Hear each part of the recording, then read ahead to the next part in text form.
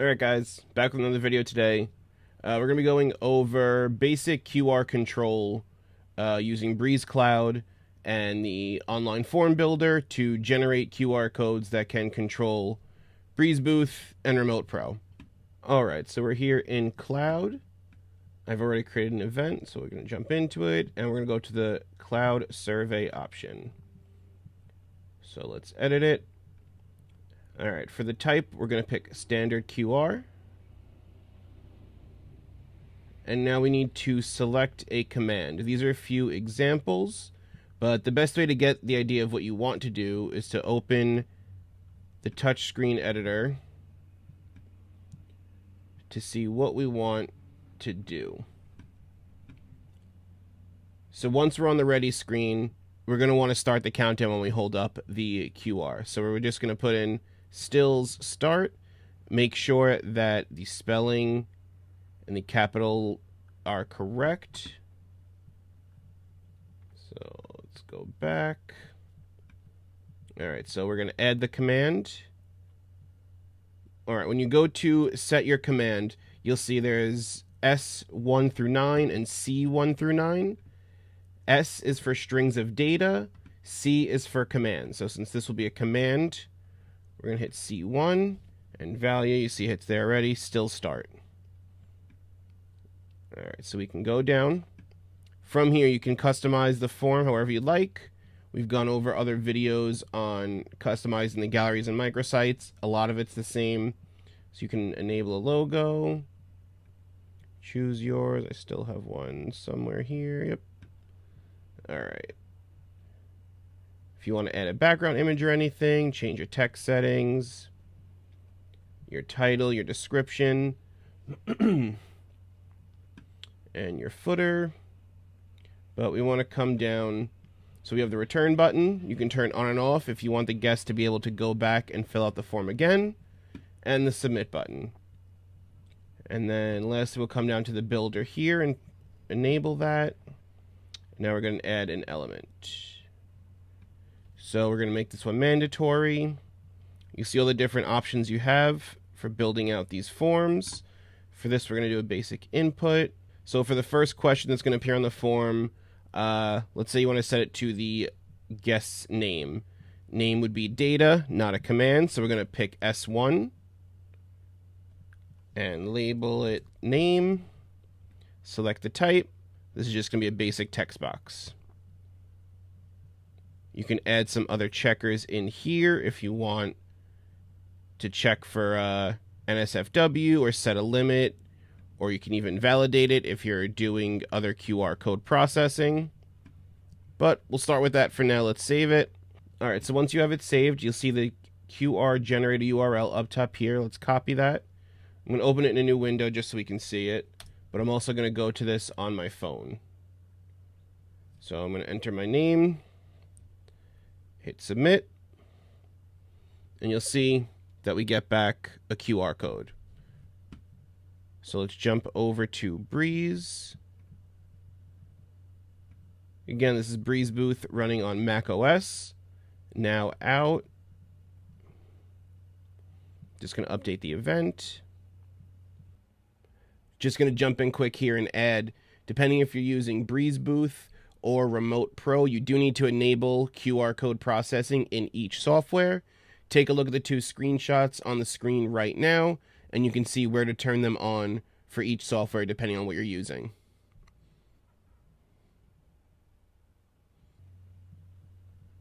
Alright, so you see here we are. I'm going to hold the QR code up to the camera, and there you go. Starts the countdown. 3, 2, 1.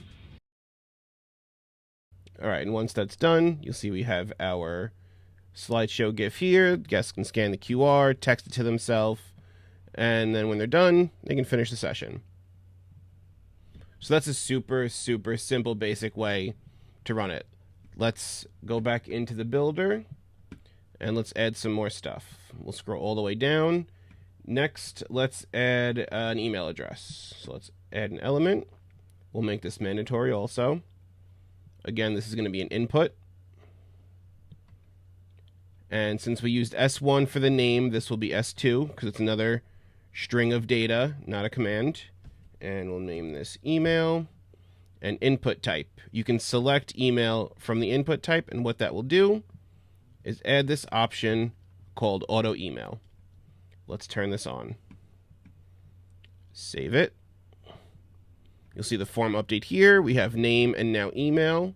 I'll come back over here to refresh it. We have it there.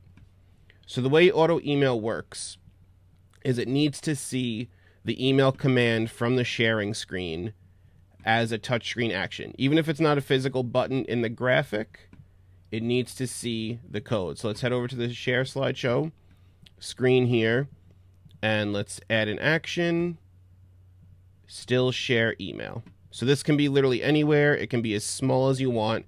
The action just needs to be present on the screen like that. All right, so after we add the still share to the email screen there, make sure we have a sending email screen set as well, so we'll see the check mark when it sends. We'll save that. And let's go to the sharing screen. And let's actually close the sharing screen after it sends the email or text. So we'll hit OK there, save that. And let's update the event again. All right, so we have our QR code that we filled out. We'll hold it up, start the timer. All right, so while that finishes, it'll take a second to process, and then we should see the check mark showing that it was sent, and then it goes back to the ready screen because we set it to close after sharing. All right, let's add one more level of control. Let's go back into our editor and open up the touchscreen actions. And let's say we want them to be able to choose a different filter that you've created. We just did a previous video on filters and creating them in Photoshop and adding them to different screens and prints and stuff. So let's add them here. And the same thing applies as when doing the auto email.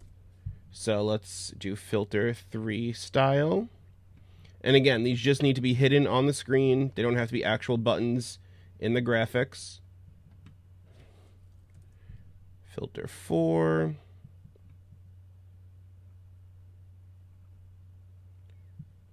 And we'll do filter 5. And now just remember how these are spelled here because we're going to add these into the commands in the event builder. So as long as they're on the screen as an action, the command will transfer over. So let's save that. All right, so after the filters are added to your touchscreen, let's come down to the builder and let's add a new element. So this is going to be mandatory again, except this time it's going to be a drop down. And for the string or command.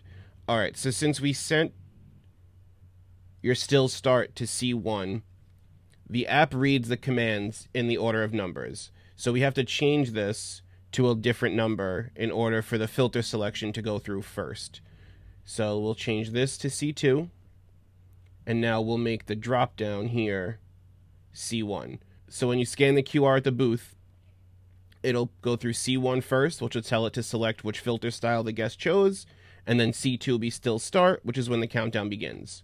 So let's label this, choose your filter, and let's add the options. So the value is going to be the data that is physically passed along to the app. So this is where you would put in the touchscreen name or whatever command you're setting. So we'll do a filter 3 style, and we'll name it grunge. This is what the guest will see in the dropdown. So option 2 will be filter 4, and we'll name that bright. And option 3 will be filter 5, and the name will be orange. And these are the filters that we created in a previous video. You can go back and see those there. So we'll save it.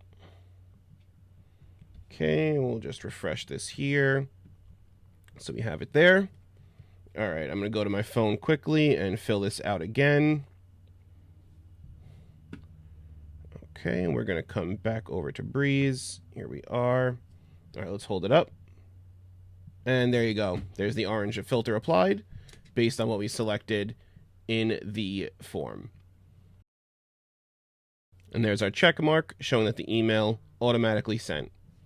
And just know that if you do select a filter like that, it will apply that filter to the next session. Although when the next guest does their form and they scan it, it will change the filter based on each one as they go through. All right, so that was a brief look at using the QR generator to control the photo booths.